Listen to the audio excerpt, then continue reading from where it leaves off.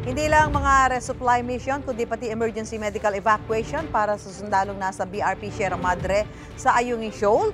Hinaharang din ang mga barko ng China. Nagbabala rin ang Philippine Navy laban sa anilay maling impormasyon na ipinakakalat ng Chinese media. May unang balita si Marisol Abdurrahman. Pinalibutan at hinarangan ng nasa 4 na Chinese vessel ang 2 bangka ng Pilipinas. Nangyari yan itong Linggo, July 7, habang nagsasagawa ng emergency medical evacuation ng Armed Forces of the Philippines at Philippine Coast Guard. Ang operasyon ay para sa may sakit na sundalo na nakaistasyon sa BRP Sierra Madre sa Ayungin Shoal. Sa kabila ng aksyon ng China, matagumpay na nabigyan ng tulong medikal ang sundalo at ngayon ay nasa stable na ang kondisyon. Pinalagan naman ng Philippine Navy ang ulat ng state-owned newspaper ng China na Global Times. Sabi nito, dapat na raw alasin ang BRP Sierra Madre sa Ayungin Shoal na dahilan umano ng pagkasira ng kalikasan doon. Sabi ng Navy, kasaysayan na rin daw ang makapagsasabi na ang China ang sumira sa kalikasan sa West Philippine Sea. We have to go back to history and check how they reclaimed their current bases in Mischief Reef, Johnson Reef, and the other reclaimed areas. They destroy the environment. Git pa ng Philippine Navy, mananatili ang presensya ng gobyerno sa Ayungin. We will not give up that ship. It is an indication of the government stand. It is the mandate of the AFP to ensure the integrity of the national territory.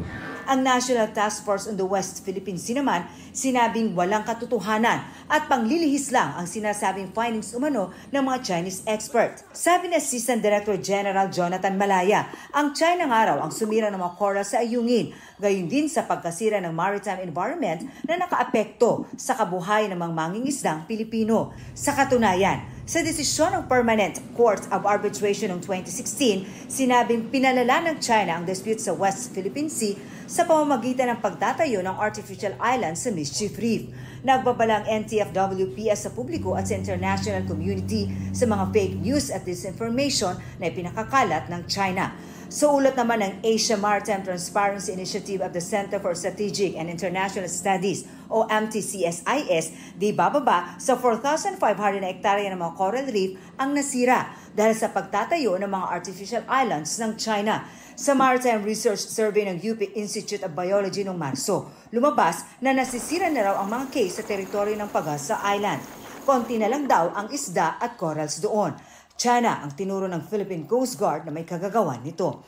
Pinaghahanap naman ngayon ng isang mangingisda na nawala matapos umanong banggain ang kanilang bangka. Sa impormasyong nakuha ni Senator Francis Tolentino, mula umano sa China ang barkong bumangga sa bangka. Ang isang dambuhalang barko ng China, ang pangalan ay Yang Fu, ay binangga yung isang maliit na bangka ng ating mangingisda sa may area ng West Philippine Sea. Lumubog yung bangka at nawawala ang isang mangingisda. Ang masaklap, hindi niya sinaklolohan din yung ating mangingisda, tumakas na siya dire-diretso. So identified naman siya, malamang-lamang ito ay commercial vessel.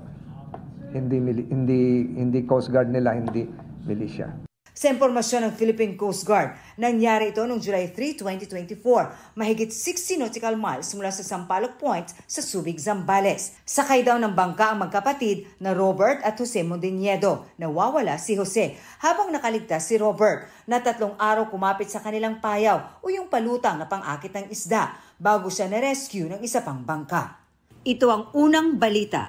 Marisol Abdurrahman para sa GMA Integrated News. Mga kapuso, para una ka sa mga balita, mag-subscribe sa GMA Integrated News sa YouTube. Sa mga kapuso abroad, subaybayan niyo po kami sa GMA Pinoy TV at sa www.gmanews.tv.